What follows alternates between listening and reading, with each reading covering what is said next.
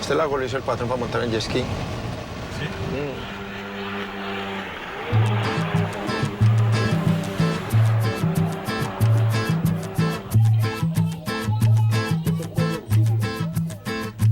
Y por las tardes nos íbamos 6, 7 horas adentro. Aquí hay muchos caminos.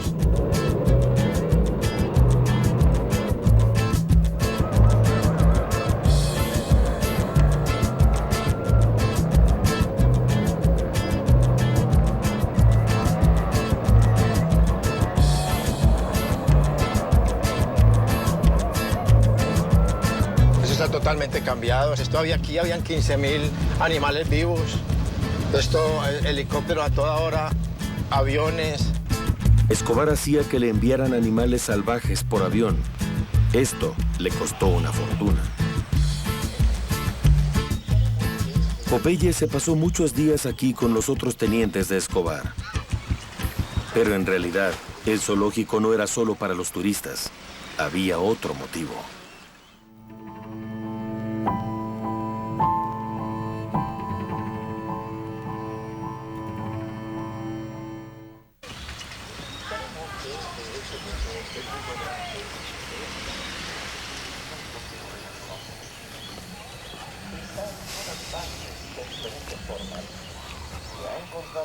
La palabra exacta es esa. El zoológico fue construido para la pista, para tapar esta pista. Cuando las autoridades preguntaban por esta pista, los que no recibían dinero, se les decía que era para el zoológico.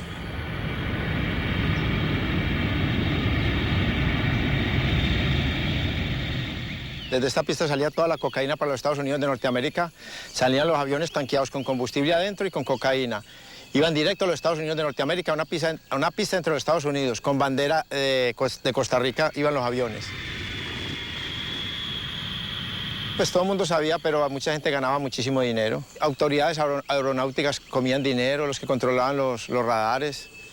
Y los radares para la época no eran muy sofisticados. Si el avión salía desde acá bien salido y se iba pegado a los árboles, podía jalarlo más adelante y no había problema. Y ya cogía la ruta hacia Costa Rica y allá a los Estados Unidos. Aquí salían 600, 700 kilos de cocaína, que era mucha cocaína para la época.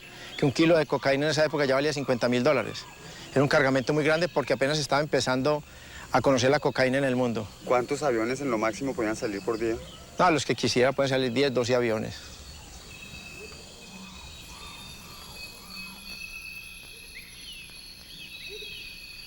Mira, Pablo Escobar Gaviria empezó en un momento mágico de la droga.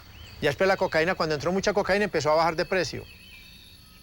Vi el dinero en Miami, porque yo guardé cocaína en Miami. Yo guardé hasta 2.000 kilos de cocaína del patrón en Miami. Yo vi el dinero allá, llegué a ver hasta $60 millones en efectivo, que el dinero iba y venía. Popeye fue testigo del crecimiento de un enorme imperio.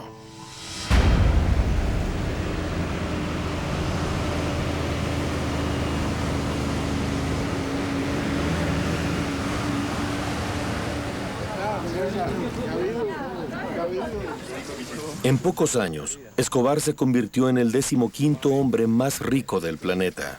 Buenos días. Son el primo de Don Pablo Escobar. Don Pablo Escobar. En 1988, en el apogeo de su poder, Pablo Escobar llega como invitado a la casa de Fabio Ochoa, uno de los padrinos de Medellín. Esta fue la única vez en su vida donde Pablo Escobar habló públicamente sobre la cocaína. Justo en este tiempo, los estadounidenses ofrecieron una recompensa de $1 millón por la cabeza de Pablo Escobar. Poco después de la entrevista, los Estados Unidos obligaron a Colombia a firmar un tratado de extradición. Si Escobar o sus lugartenientes eran arrestados, serían trasladados a los Estados Unidos y encarcelados.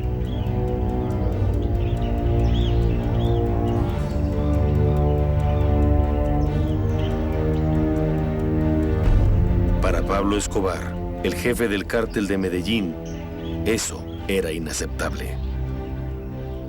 La bandera de Pablo Emilio Escobar Gaviria, ¿cuál era? Tumbar la extradición de colombianos hacia los Estados Unidos de Norteamérica. Y sacó este eslogan, es de él: prefiero una tumba en Colombia a un calabozo en los Estados Unidos.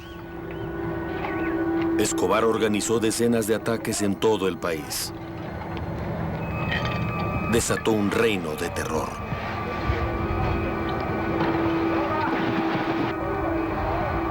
Y ahí empieza la guerra en contra del Estado. Y ellos eran felices que el patrón matara porque estábamos en guerra y Pablo Escobar era un dios. Y Pablo Escobar Gaviria porque era grande, porque mataba. Ya, una última toma.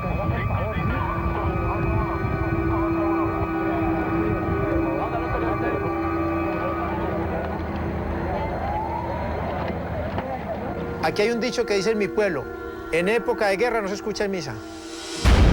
Bogotá, 18 de agosto de 1989. En la multitud se encuentra uno de los hombres más populares de Colombia. Luis Carlos Galán se postula a la presidencia. Declaró la guerra a los narcotraficantes e hizo campaña con una plataforma de extradición. Pablo Escobar lo mandó matar en medio de la manifestación frente a 7,000 personas.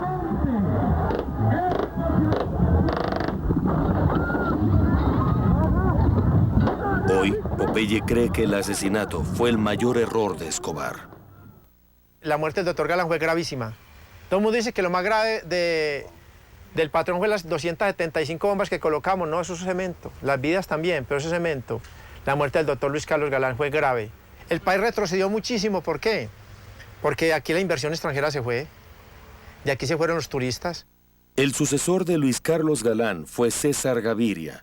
Él era el siguiente en la lista de la muerte. El 27 de noviembre de 1989 estaba por volar a Cali, pero en el último momento cambió su plan, una decisión que le salvó la vida. El vuelo de Avianca explotó en el aire matando a 107 a bordo y 3 más en tierra. El problema del avión de Avianca no son los 104 colombianos y los norteamericanos. El patrón no pensó que era un error. Servía para la guerra porque eso causa pánico. Yo realmente hoy en día digo que fue un error lo del avión de Avianca, que toda la guerra fue un error. Al parecer, Popeye muestra algo de arrepentimiento.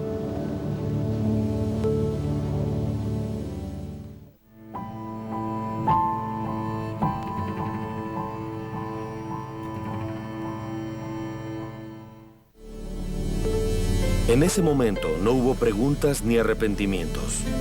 El terror provocado por Escobar obligó al gobierno a ceder y aceptaron negociar con Escobar. Las autoridades acordaron poner fin a la extradición de narcotraficantes y a cambio, Escobar se comprometió a entregarse, pero solo con ciertas condiciones, con las que el gobierno estuvo de acuerdo. El jefe del cártel de Medellín insistió en que se construyera una prisión especial solo para él y sus tenientes. Eligió a sus propios guardias, gente en la que él confiaba, y diseñó el edificio él mismo. En junio de 1991, ingresó en esta prisión especial junto con Popeye. Se conoce esto como la palma de la mano. Es una cárcel que Pablo Escobar y nosotros le obligamos a hacer al Estado colombiano para recluirnos allí. Arrodillamos el Estado colombiano para que nos hiciera esta carcelera de lujo. En esta cárcel, el primero que se entregó fui yo. Buenos días. ¿Cómo están? Bien, bien. Acá era la celda del patrón. Más atrás era la mía. Acá está el patrón en una foto ahí que le tomaron acá en las rejas de la catedral. La prisión, la catedral, fue bautizada como el Hotel Escobar. Y el negocio de las drogas continuó adentro.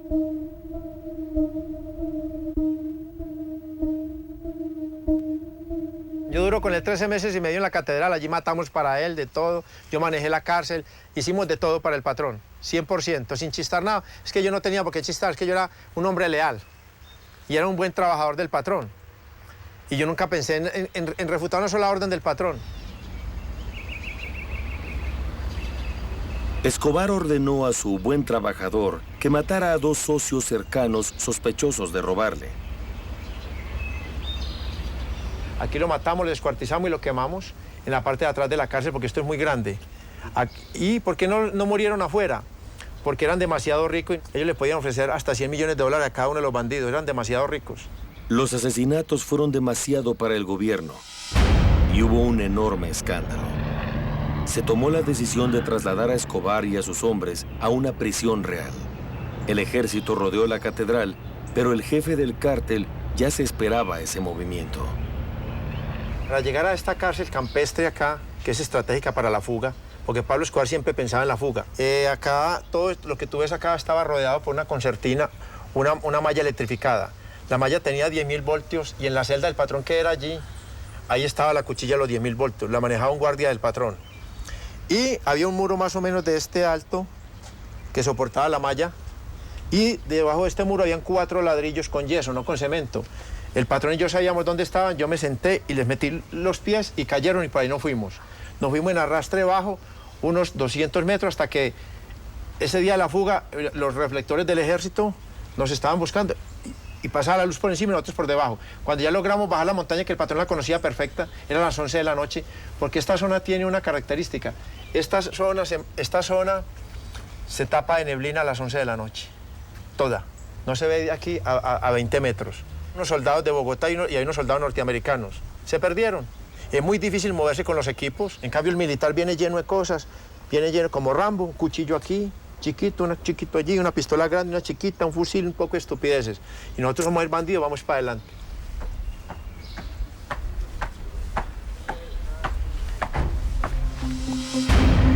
Escobar y Popeye desaparecieron dejando en ridículo a las autoridades. Se lanzó una búsqueda a nivel nacional.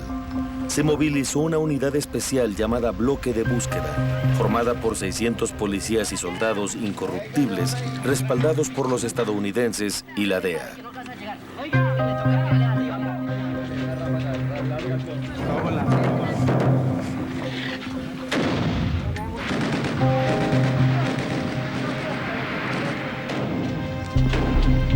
El ejército se apoderó de la fortaleza de Escobar, la infame Hacienda Nápoles.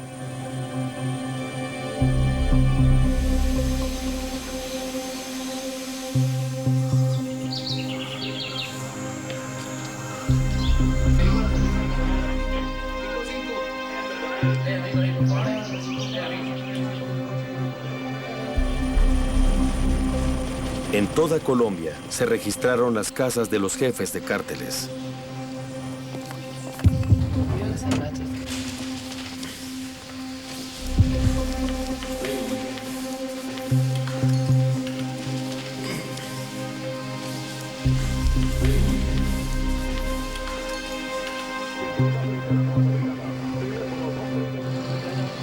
Los sicarios, los asesinos a sueldo, son arrestados o asesinados.